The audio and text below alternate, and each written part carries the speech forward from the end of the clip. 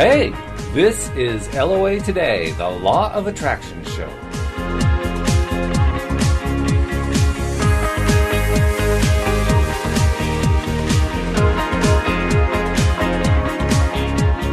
Welcome to LOA Today. My name is Walt Thiessen. It's Thursday, April the 6th, 2017, and Joel Elston is off this week dealing with some personal matters. So to fill in the void, we have a blast from the past. My brother and sister-in-law, Mark and Uohna Thiessen, are here joining me as co-hosts, just kind of on a sitting-in basis this week. And Uohna, it's been a while since we've done this. Yes, it has. It has been a while. Yeah, I have to admit, I've missed this. It's kind of addictive. You get used to the fact that it's like your weekly positivity dose. Yes, it does. It's like, your supplements that you take, once a week kind of thing. That's right, yeah. Joel and I talk about how every week, no matter what kind of week we're having, we can always look forward to doing the show because it gives us that lift, So, yes. Yeah, I can understand what it's like to miss it. I can understand it so well that I didn't want to miss it. That's why I kept going with the show. I see. So you had ulterior motives. I certainly did. Oh, yeah, that's the main reason to do this. I mean, I love that we're talking to our audience. We've actually expanded since you've been on the show. When you were on the show, we were just on PRN.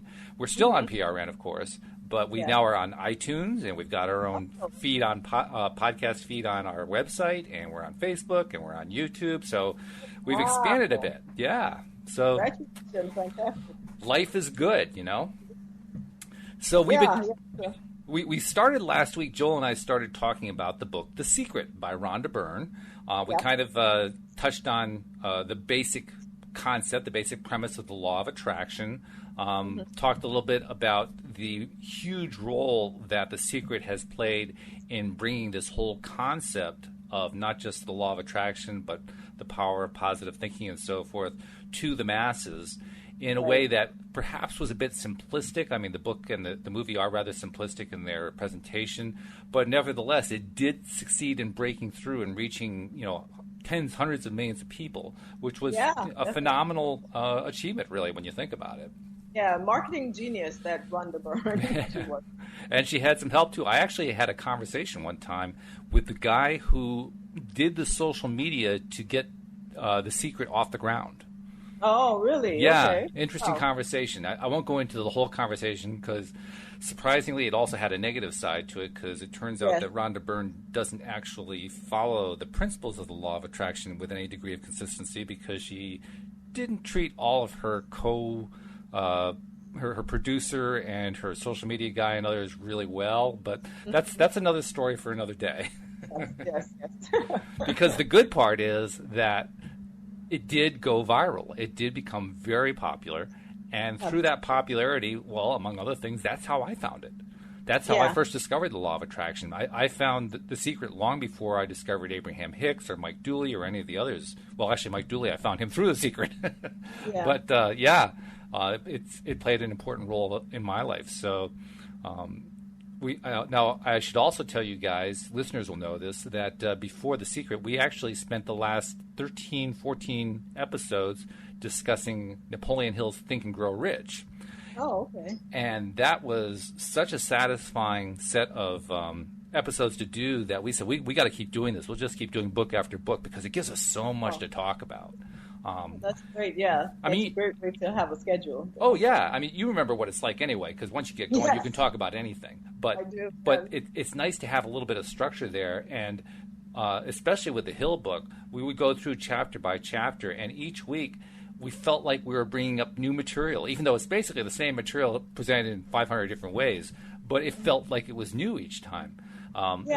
There's something to be said about there's a difference between reading a book, with just you and the book. But when you're discussing it with someone else, it takes on a whole level of life. It takes on a whole new appreciation for what's written, and you comprehend things differently. Talking about it out loud makes a difference because I know that I've read books by myself, and then Mark and I would read it together and talk about it, and it would be almost like a whole new book. Yeah, Yeah, and that's the same thing that Joel and I noticed. We also noticed that there's a lot that we agree on, but every once in a while, there's a different perspective. He'll have one perspective, I'll have another, and it kind of fills in some gaps that you didn't even know were missing, which is cool. Right, definitely, yeah. Yeah, so pretty good stuff. So we're kind of out of sequence because Joel obviously can't do this week's show, so we're not going to really try to go through to do chapter 2. I figured we could just kind of talk about how The Secret has influenced our lives. Okay. Because among other things, you probably remember this, back in 2012, The Secret influenced us in a conversation. You were visiting Louise and I when we were living in Virginia, and we had that conversation around the dinner table, and we were talking about, wouldn't it be great to actually do a podcast about The Secret and about the law of attraction, which led to this show. Right. And I remember too, when we were doing that conversation, I had this yearning to do it because I figured that it would give me answers that I didn't have yet. Because at that time, I still didn't understand a lot of it. I mean, I understood on the surface what they were saying, but some of it just didn't make any sense. Yeah. Some of it I couldn't figure out how it could actually work. Some of it was just, it sounded woo-woo. I didn't even know the term woo-woo, but it sounded woo-woo. Yeah, I understand that. I know. For me, my first encounter with The Secret was from when Rhonda appeared on the Oprah Winfrey Show. Oh yeah, that was huge for the Oprah audience. That was a major event. And I had this crazy, strange reaction because there was this intense interest, and at the same time, I was kind of leery of the whole thing because the way Rhonda presented and the way the movie, more so than the book, it made it look almost new agey and very much kind of, with my Christian background, it looked something on the other side, kind of something satanic or something like that. Exactly. Yeah. And so it's like I wanted to know more, but then I didn't want to know anything. But yeah, I definitely remember that. And, as time went on, I was exposed to it more and more from different areas. And I did some of my own research, read the books, and then I read other books that talked about the same principles, but from a less kind of esoteric kind of approach. It was more practical, and even some appealed to my Christian background. So that made it a little bit more easy for me to accept it. But yeah, I remember. Do you remember your breakthrough moment? Do you remember what it was that made you say, there's something here? You know what? I don't, because it happened very gradually. It wasn't a major. I didn't have the aha moment. It was little by little. I think there was a lot of resistance there for whatever reason. Because I remember one lady, she had a copy of the book and she lent it to me, and I thought, oh my goodness, I don't want this book in my house. And then she gave me a copy of the DVD, and I thought I would only watch it if someone else is at home. It's very suspicious. But yeah, I could just imagine the copy of the book sitting on your coffee table, just glaring at you. Exactly. And I'm thinking, oh my goodness, what did I do here? There were little things that I thought, okay, I can understand that, I can accept that, and then it would be something else that would happen, what I would learn, and I would say, okay, that makes sense. Oh, okay, yeah, that's true. Yes, I know that, I believe that, and more it would be, of course, my scientific background also helped me. My curiosity was piqued, and so I would read more and learn more, and then I would say, yeah, you know what, that is actually very true. And so it was a very gradual process. So well, that makes sense, especially for you with your background. You mentioned the word resistance. Yes. And it's interesting that you should say that word, because I was thinking about that word earlier today. Maybe that becomes the subject of this week's show, because resistance is the one thing that The Secret doesn't really do a great job of discussing, but it does mention it. And resistance is the thing that stops you from succeeding with trying to apply the law of attraction in your life. because Right. and it's not necessarily resistance to the concept of the law of attraction. It's resistance to anything you're trying to attract. Yes. And the hardest part, I think, this is where I was stumbling very early on, and why I considered a lot of it to be that woo-woo thing was, well, if I'm not getting results that I'm expecting all the time, and if that's because of resistance, that's what the theory is, why can't I feel the resistance? What do you mean you feel? You thought you would feel the resistance? Yeah, I mean, if I'm resisting in some way, I should know it, shouldn't I?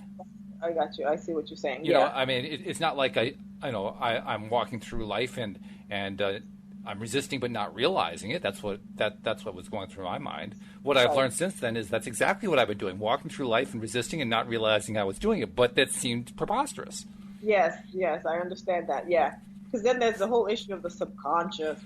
Oh yeah, yeah. The subconscious mind is a terrible thing to waste. Yes.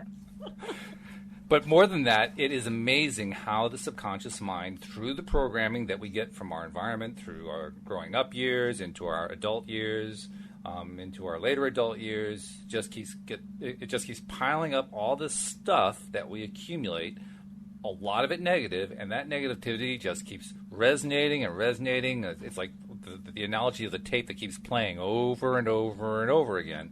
Right. And that's where the resistance comes in. Yes, But since it's subconscious, we don't realize it's actually there. Exactly. Yeah, and that's the thing that makes it so difficult to for a lot of people to accept the whole law of attraction, because they have a theoretical acceptance of it, right? And so then they expect all this magic to happen, but it doesn't. And then they say, well, then it can't be true because, here I now think positively and things are still going badly for me. And of course, there's the whole subconscious programming, And now I think of it as if, with my scientific background, if you have a beaker of this very acidic solution and you're trying to turn that acidic solution to an alkaline or to a base, it's going to take more than a drop of a basic solution in that beaker to change that, And so it's going to take what we call in the chemistry world a titration, as it were, and that's going to be drop by drop by drop by drop. Because we have this experiment that I don't know how much you remember from your chemistry days, where you'd have this thing and they had the indicator and you drop it in and it'll give you this flash of pink, but then it goes away. Right. And then you have pH strips. I remember those. Yeah, exactly. And you have to keep, adding. And the same thing with your conscious, your psyche. You have to keep exposing yourself to the this new way of thinking over and over and over again before you have the change on the subconscious level, right? Before you can actually then really feel like it's actually become a part of your life now. And meanwhile, while you're doing that, your subconscious is continuing to play those negative tapes. I mean, it doesn't just stop because you started thinking positively.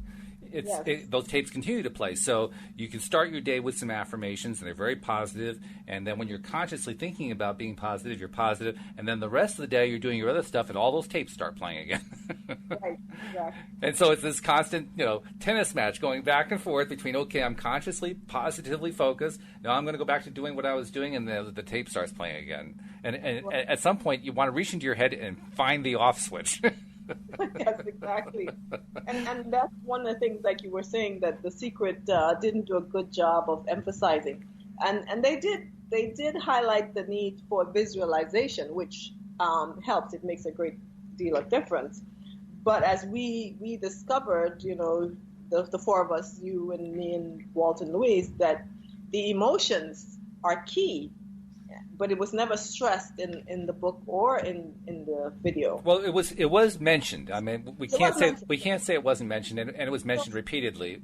I think what happened was that because The Secret was told like a story, right. like it was this.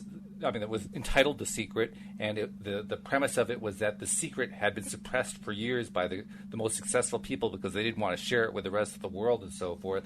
And so it just kept evolving as this emerging secret that, oh my goodness, this is being withheld from the masses and so forth. So even if you do mention the importance of emotion in that, it gets lost in the story. I think that's what really happened. Yeah, definitely. Yeah, because we read the book, we saw the movie, and they did talk about the emotions, but that didn't register. It was in the background. But the emotions are very useful. That's the one thing that we have learned over time, because the emotions tell us when we are in alignment with what some people call our other selves, or our true selves, or our higher selves, or the selves on the other side, or the other side of the rainbow, whatever you want to call it. But and I've learned from other authors that I've read that the emotions are connections to our subconscious. It's the way our subconscious communicates to us, and as well as in the other direction, how we communicate back to our subconscious through our emotions. That's a good point, because ultimately what we're really trying to learn is how to talk nicer to ourselves. Exactly. And the more that we learn to do that, and the more consistently we're able to pull that off, that's that titration that you're talking about, reaching its break-even point, where we're now at pH 7. Exactly, and hopefully get it to higher numbers. Yeah, right. But the other thing that is fascinating about The Secret is when you try to apply it, and you get, sometimes for certain things you get good results, sometimes you get great results, sometimes you don't get any results. And especially early on, that is so confusing. Yeah. How could that be, Well, I think one of the main things is that, for me, I've come to understand that there are always going to be results we want and results we don't want, But it's a matter of our attitude towards those results. That's what makes the difference. Because what tends to happen, pre The Secret and LOA, when we get positive results, we're like, oh, great, this is wonderful. And we go on with our lives. When we get negative results, oh my goodness, the response is over the top. The world is coming to an end. Nobody likes us. We are victims, and life is so hard, and we go on for days and weeks and months reacting emotionally to these negatives. So we're sending out these strong, powerful signals. And that's what tends to accumulate in our lives, because, again, the emotions are so powerful. But when we learn that, one, we are in control of our emotions, and two, that our attitude and our response to the things that happen in our lives makes a whole lot of difference. So even when things don't turn out quite the way that we expect them to, how we respond to it will determine whether we get more of those kinds of things or more of the, quote, more positive results that we want. And so it's learning to, kind of temper our emotions to then get us what we want, if that makes any sense. Yeah, I think it does. It reminds me of back when you and I were doing the show together, and Mark would sometimes sit in too, and we would talk about where you guys were at. At that point, you guys were kind of on a high plane. You were really riding it high. Right. And Joel is currently on a similar plane right now. Things are going so well in his life. And the common factor that comes through in my discussions with Joel compared to the discussions with you a few years back is that when the things are going well, when things go badly, they slide by quicker. You don't pay as much attention to them. You don't give them the energy.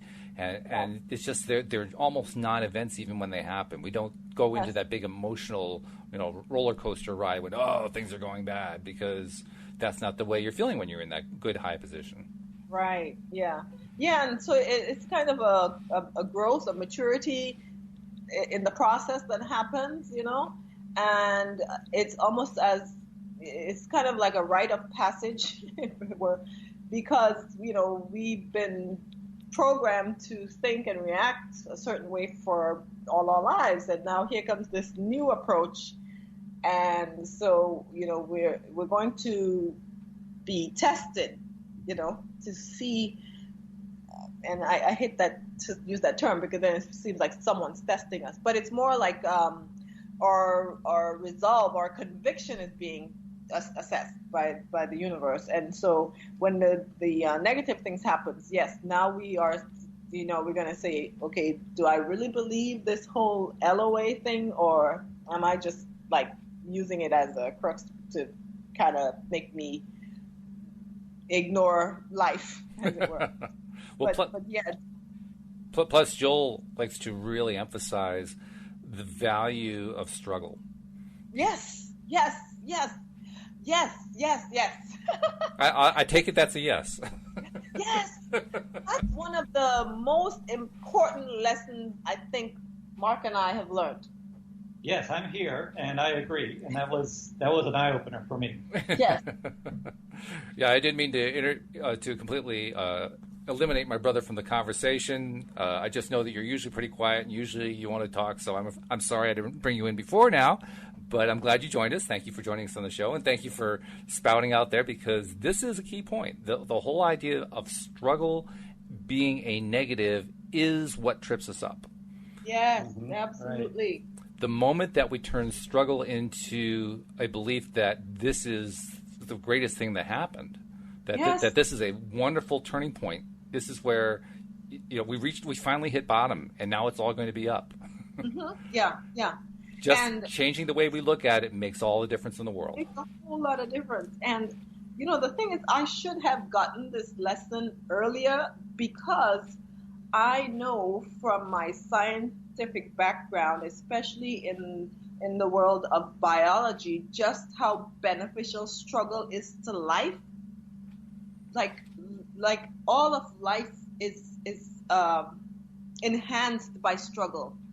Growth and development and advancement and enhancement and everything positive comes as a byproduct of struggle. And I shouldn't say byproduct; it's almost the main thing that happens as a result of struggle. And struggle it's intended to make these wonderful things happen. Like when you exercise, you stress your muscles, and there's a breakdown, quote unquote, and there's some tearing and some damage and struggle, but then life responds and repairs those muscles, and the muscles are now bigger and stronger than they were before the struggle.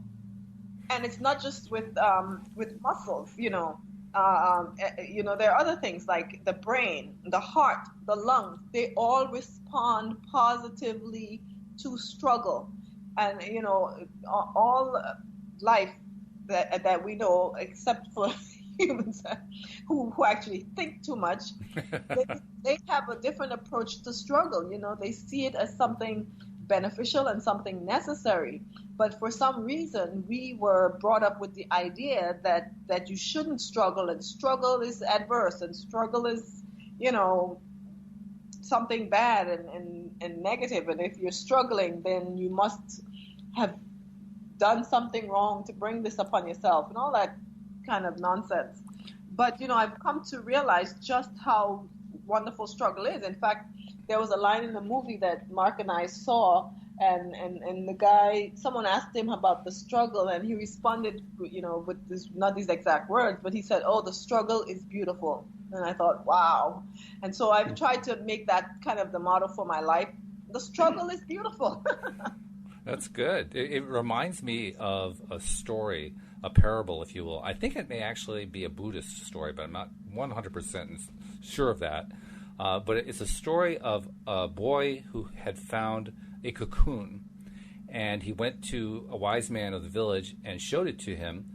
And the wise man said, "Well, if you're willing to protect the cocoon and keep it safe from predators, but promise not to interfere with it, you can keep it, and you can learn how the cocoon transforms the insect that made the cocoon into a new form of insect." And so the boy was all excited about that, and he went off with the cocoon. And the day came very soon where the cocoon started to break open, and he saw there was a butterfly inside, and the butterfly was trying to get out. And the butterfly was struggling so hard, and the boy just was overcome by it. He had to let him out. So he ripped the cocoon open, and the butterfly came out, but within a day it had died. Yeah.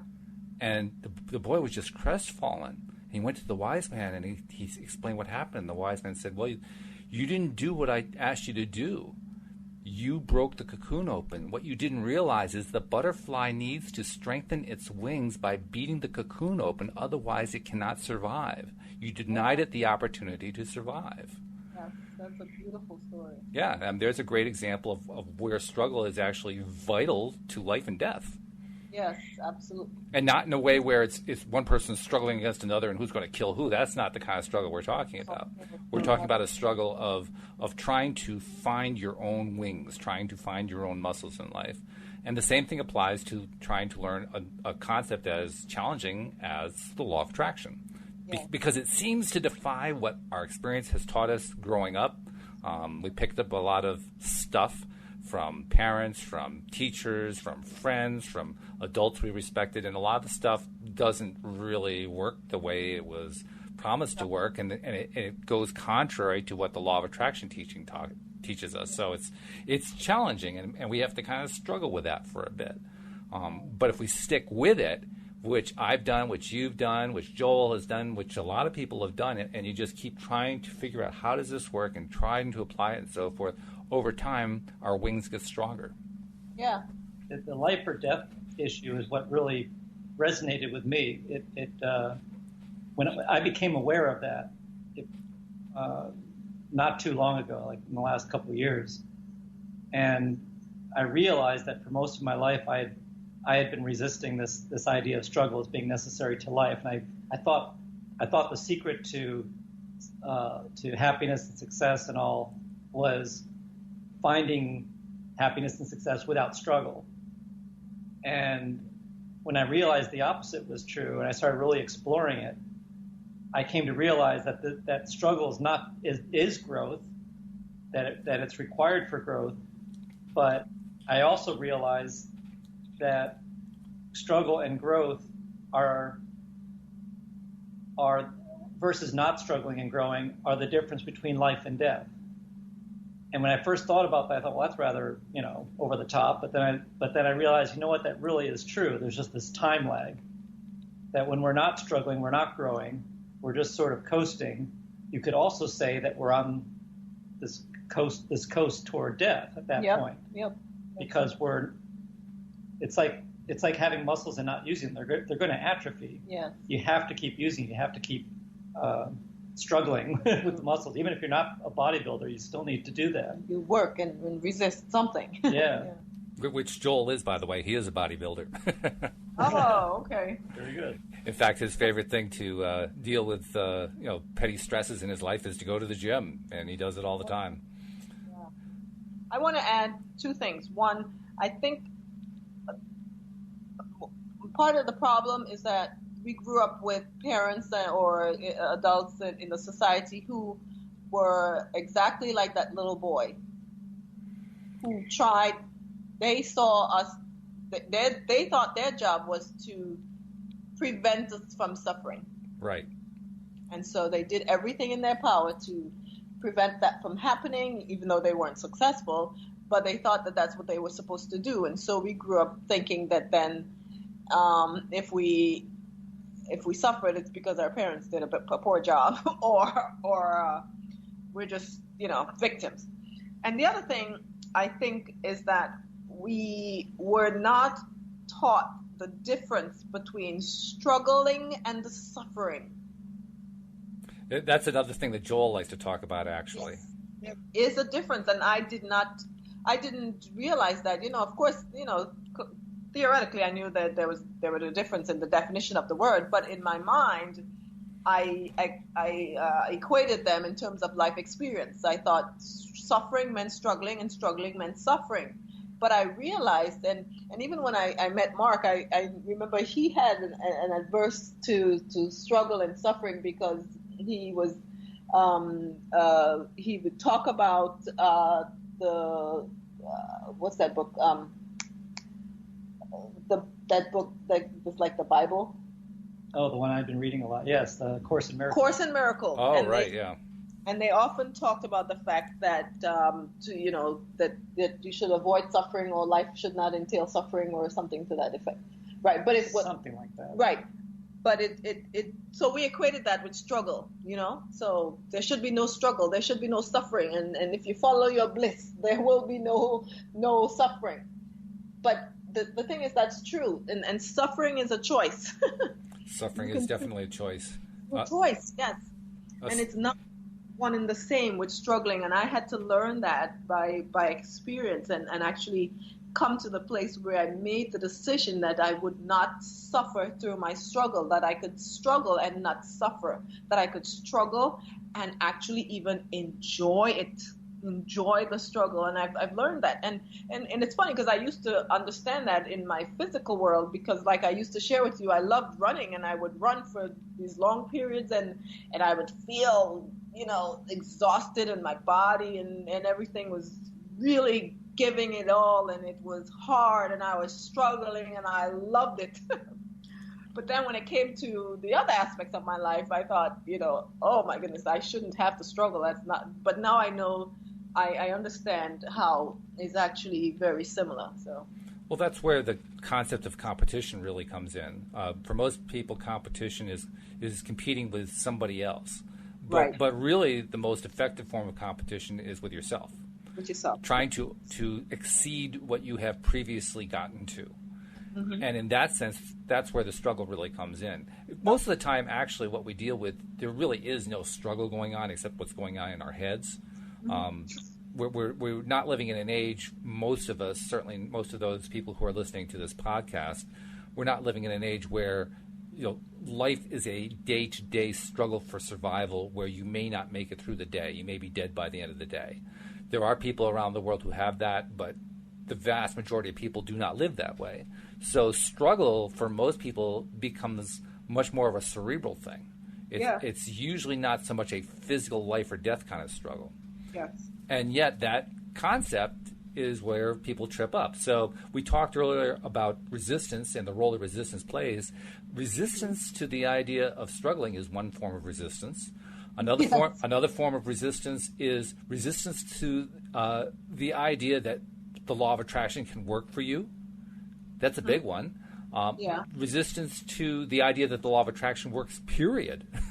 Right. Resistance to the idea that there is connection that is metaphysical. That's a huge one. And it can be huge for somebody either who has no metaphysical beliefs, or to someone who is very religious, or to people who have different views from the rest of society. I mean, there's a lot of different ways you can resist that kind of component. There's resistance. I mean, there's so many different ways we can resist this thing. So, early on, I was wondering where my resistance was coming from, and I really didn't know. I couldn't feel it. I couldn't sense it. So where could it be? Over time, I've become aware that there's all kinds of ways I've been resisting this thing.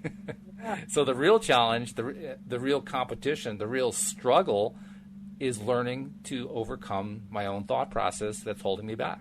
Yeah. Yeah, that's so true. Yeah, because before you realized that, you had resistance, you didn't realize that there are so many ways that you can actually, be in resistance, as it were.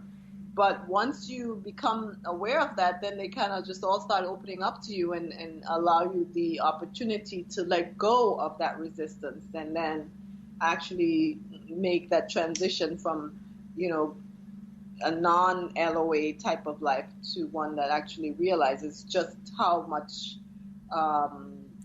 control you have over the things that happen to you. How do I resist thee? Let me count the ways. Well, there's a challenge for you if I ever heard one. The whole thing about resisting and about learning how to overcome that resistance has been the theme of my own journey, for sure, with exploring the law of attraction and exploring how to stretch myself in life. One of the things that I have marked for myself, I guess, that I think maybe separates me from many other humans is struggle where societal negativity comes in. And by societal negativity, I mean the fact that there is so much negativity in society in general. There's, the news is almost 100% negative. Politics, certainly 100% negative. Entertainment at least 90% negative, maybe more. I mean, you go through the major segments of society, and it's negativity after negativity after negativity. And I have reached a point where I can't even tolerate that much negativity. On the other hand, one of the main points that The Secret makes, that teachers of the law of attraction make, that teachers of positive thinking make, is that it is essential to have the negative side, because by knowing what the negative is, it gives you a beacon, if you will, a transponder of the direction you don't want to go in. It gives you an opposite to move away from. And I can, at least to some degree now, accept the idea that while all the negativity that's out there is not for me, I don't really want it, I can at least appreciate the idea that other people find it useful. Now, personally, I kind of believe that a lot of people spend an awful lot more time on the negative stuff than they really need to, but I'm more and more getting to the point of just accepting that that's what they feel is best for them, and God bless them, because it's not best for me. Yeah, I think for me it has been one of the things, it's something that I deal with too, the negativity that's out there in social media and in the media in general. But one of the things I know that I have grown in that I don't react to it like I used to, because I used to really get involved in it but more than just get involved in it, I would react to it, and I would let it bring me down and make me feel depressed or sad or frustrated or angry or whatever it is. Now I don't feel those things at all, and so I know that I can be aware of it without being drawn into it. And I know that's not everyone else's experience. But the other thing that, like you were saying, it also helps me to appreciate the difference, the distinction. Because like you were saying, that there's, we know that there is suffering out there, and there are a lot of people who have really horrible lives. But I am reminded just how wonderful my life is, not that I look at them and say, oh, my life is so much greater. But it reminds me of just how blessed I am. And it reminds me not to take this amazing life that I have for granted, and it reminds me that, things could be different, and I'm grateful that they are not. And it also reminds me that I have a responsibility to do something about it, not to, fight this and that kind of stuff, but to, in my own way, whether it is to send thoughts of love and good vibrations to the people that need it, but just in my own world with the people around me, to make sure in some small way I'm contributing to the positive that does exist in the world. I'm curious what kinds of strategies you use to fend off the negativity. Like, for instance, Joel and I, over the past year, we both have pretty much shut off paying any attention to the news, because we realize just how toxic it is. And with really positive results. I mean, it's probably the best thing that happened to me last year, 2016, was to not pay any attention to the American presidential election, which is not what most people were doing. But I was just not, I mean, I was aware of it. You couldn't really not be aware of it. But I was so peripherally aware of it that it didn't even touch me. And I'm hearing all these stories of people freaking out, either on the pro-Trump side or the pro-Clinton side or the anti-Trump side or the anti-Clinton side. And I was just oblivious to it. It didn't make any difference to me. So my strategy in that case was just avoid, I'm not going to include that in my life. Right. But I'm curious, what kinds of strategies have you used to block out the negativity that you don't want entering in your subconscious mind? Well, interestingly, like I said before, I don't get emotionally drawn into it like I used to, because I remember when President Obama was elected, and there were all these negative things being said about him as the first African American president. I took it all personally as a black woman, and I felt very strongly about it. And then when they would say things about Michelle Obama, I would it's as if they were talking about me. I Oh, It's so easy to personalize it. yeah, it is very much so. And so, but now I'm almost like standing outside of it, observing it, and to me, it's almost like an episode of Saturday Night Live. Well, it is. So Yeah. much of it is comic. Exactly. It's so very comical, and I laugh at most of it, and so I don't even. I don't. There's nobody I really talk to about it except Mark. I would say, guess what Trump did today? This is so funny. You won't believe it. Or I would, before I would like get involved politically and share things on my Facebook page, which I don't do anymore unless like it's something I feel very strongly about that people need to be aware of. That's not neither here nor there. Like today I shared a video about what's happening in Syria, because even though it's a negative video, I feel that people need to be aware, and that's because I feel that they need to be aware so that when there are those who are speaking in support of the Syrian people, they understand why. But personally, I tend not to get drawn into it, and like I said, I don't have a strategy as such, except that it always reminds me to be grateful for my life. So I don't know. That is a strategy, really. I mean, it reminds me of what Louise and I have talked about a few times on the rare occasions where we have talked about President Trump. It really just could apply to anybody who's a major politician, but it really does especially apply to Trump. You'll see why in a moment. Louise's theory is that if no one paid any attention to Trump, he would self-destruct. Right. Because his entire public persona is all about gaining attention. Right. And so we were kind of laughing over the fact that if his major opposition would just stop paying any attention at all, he'd probably have a nervous breakdown. Yeah. If you think about it, Yep. Which is comic relief in itself, just thinking about that. And if you're a Trump supporter, well, that actually is good for you, because that means that's the one thing that Trump supporters feel. Oh, he's so badly misunderstood and abused by his opponents and so forth. Well, if they stop, then the Trump supporters would be happy too. So everybody would be happier. Yep. It's a win-win. Yeah.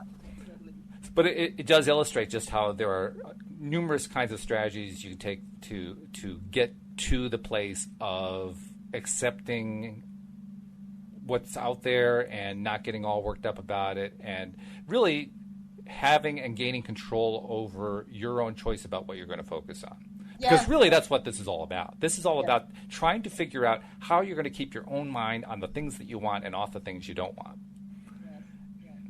Yeah, because when Mark gets home and we're sharing about our day, and I've asked him what he did and what did I do, and I'll talk about what I worked on, what I accomplished, and he'll share what he's working on at work and that kind of stuff, and then kind of for comic relief, I'll say, well, this is what's happening in the news today, and then that it'll probably take 5 minutes, if that much, of our conversation, and then we move on to, isn't this life wonderful? Isn't it great to live in Florida? And that's kind of how it is, and that's taken growth for me to get to that place, because the old me would have been very much worked up about all that's happening, because I used to be very passionate about all this political stuff and women's rights and blah blah and all that kind of stuff.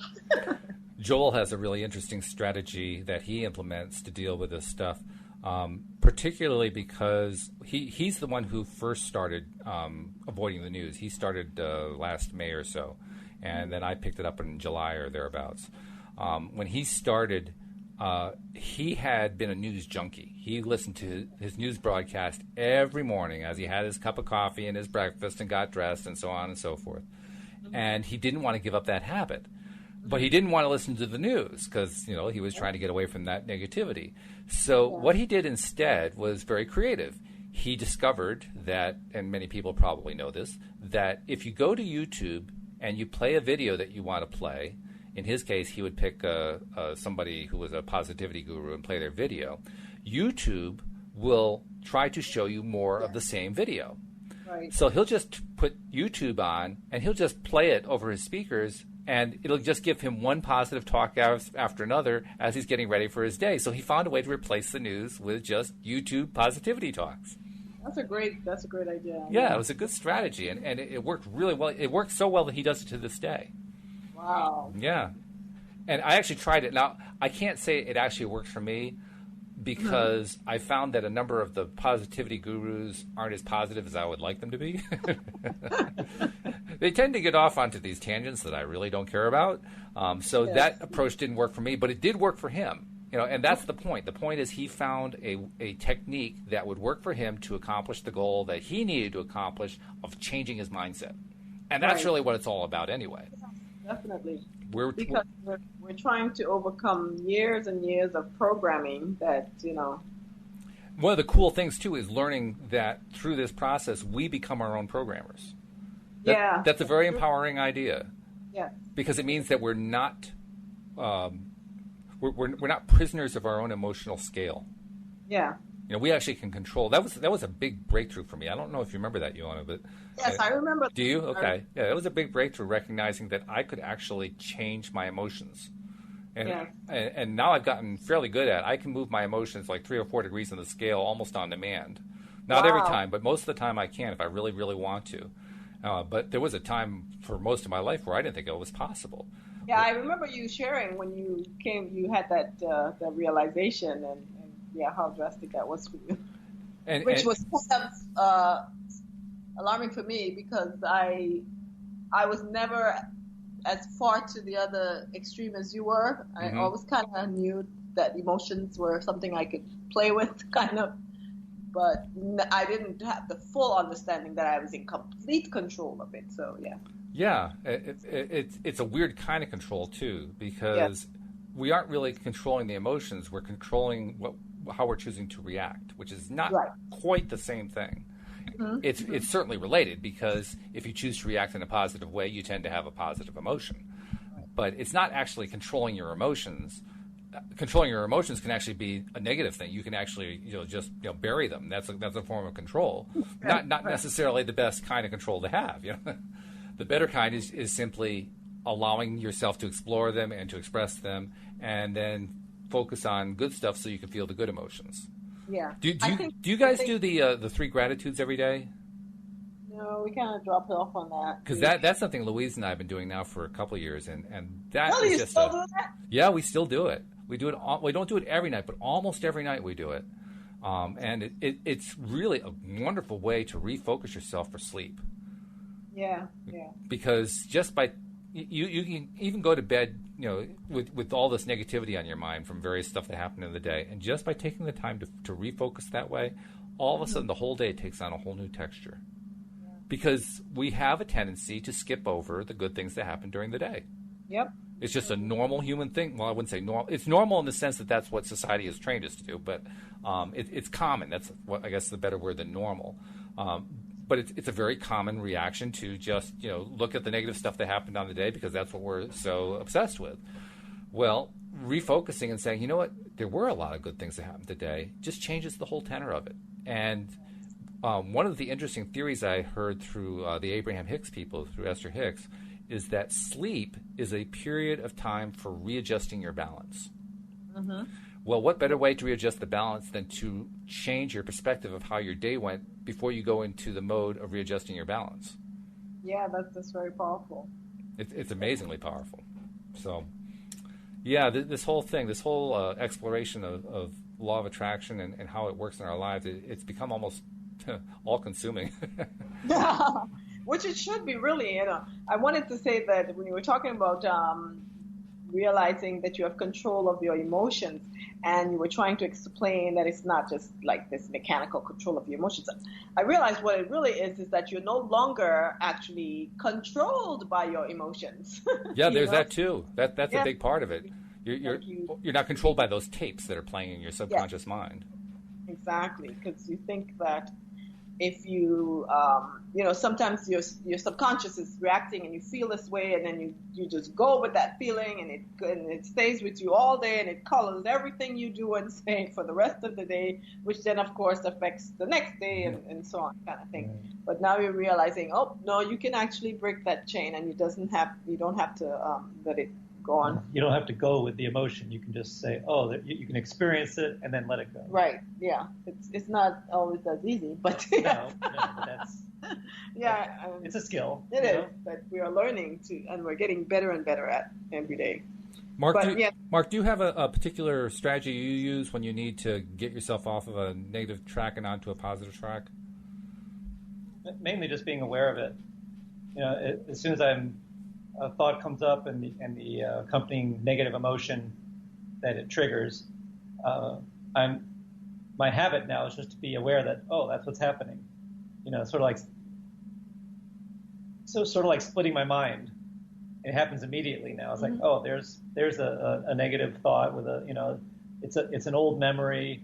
And actually there's something I learned about old memories that trigger negative emotions, is that with a little practice, you can make those memories stop triggering the negative emotions.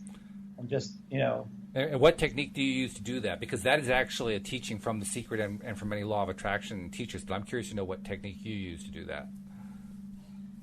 I guess more often than not, I'll think about it from an outside perspective, like I'm somebody else. And what is that? It's hard. I haven't put it into words in a long time. So it's looking at the story, whatever that memory was, and looking at it, I guess trying to be objective about it, and thereby separating myself from it. Once I can do that, then the emotions start subsiding, and then I can look at it and even look at other ways of looking at it, perhaps positively. But even if I don't get there, I can still release the negative connection. The work, question the story. One of the hardest concepts for me was learning the idea that you can actually change the story. Yes. That you can create a new fiction that's a more positive fiction, and train your subconscious mind to believe the fiction in place of what was happening in the past that was so negative. That was a hard one for me to buy into, and I'm still struggling with it. There's that word again. Still struggling with it, but I have been trying to apply it, and I have to admit it does work. Yes, it does. Oh, and one thing that I realized with some of these stories is that they are connected with a time of my life, or with a person in my life, and by recognizing that these negative stories are a small part of those episodes in my life, which is easy to forget,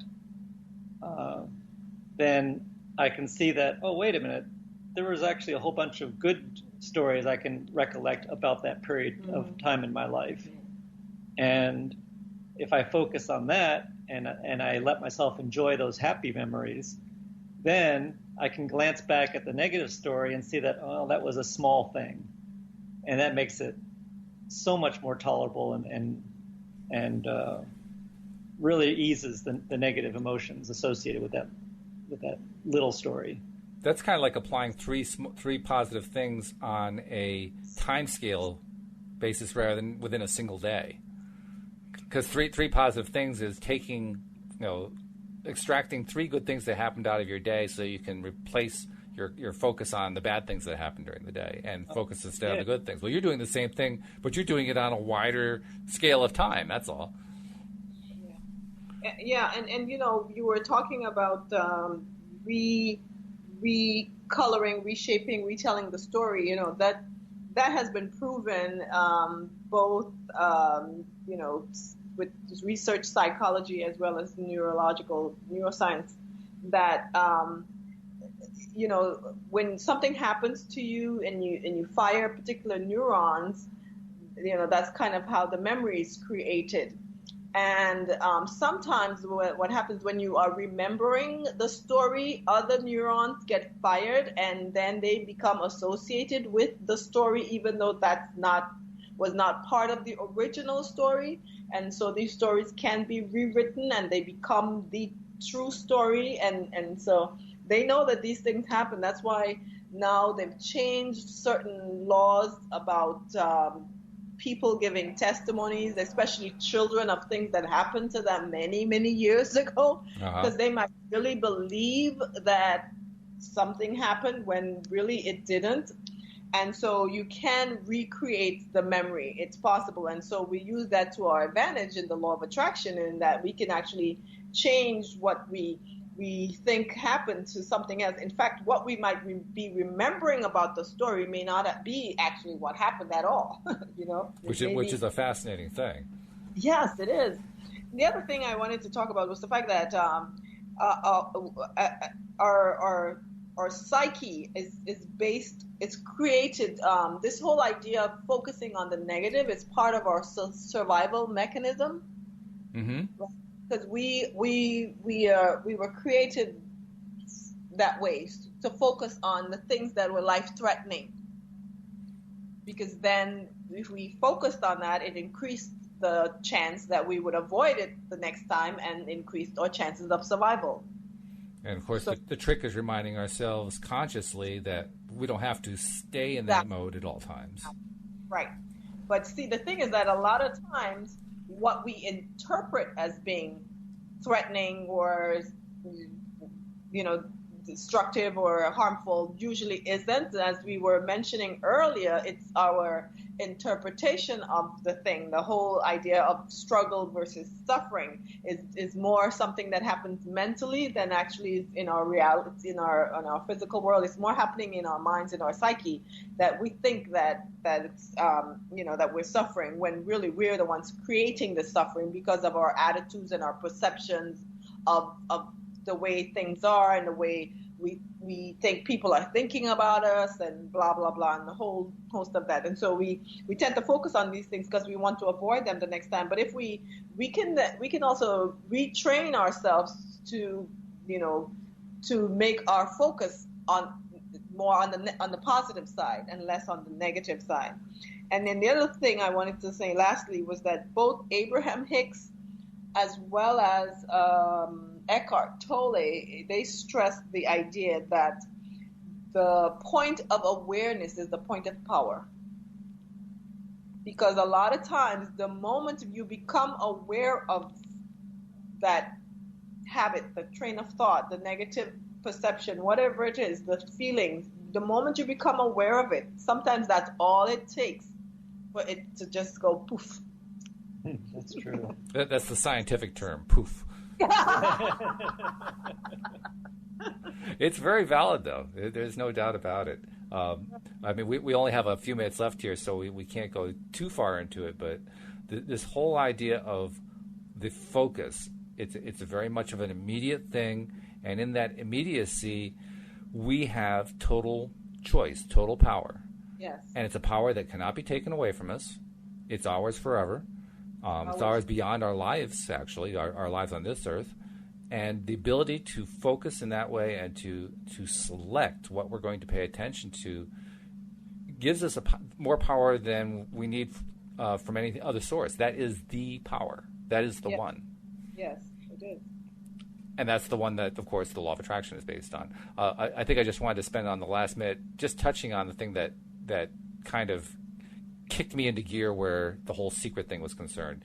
When I started applying it to the concept of the Heisenberg uncertainty principle and quantum physics, and realizing that it was possible for a human mind to affect where an electron went. The first time that I heard that, I didn't believe it. The second time I rejected it. The third time I said, what? Until I finally realized that changes everything. That changes all of the pre-secret, pre-law of attraction beliefs that I had, because if the mind can affect that, then the mind can affect anything. Anything. And and it's just a question of us learning how to do it, which is why we do this podcast. Absolutely. It's a lot of fun, too. Yeah, we just shifted some electrons as we spoke. I saw them. They went right off the screen. It was amazing. Hey, Mark Uohna, thank you for sitting in with me this week. Kind of on an emergency basis. Joel was called away. He'll be back next week. But it was great because it was like, what we did 2 years ago. It was wonderful. Yes, it was. Thank you so much. It was fun. We'll see you all next time here on LOA Today. Goodbye, everybody.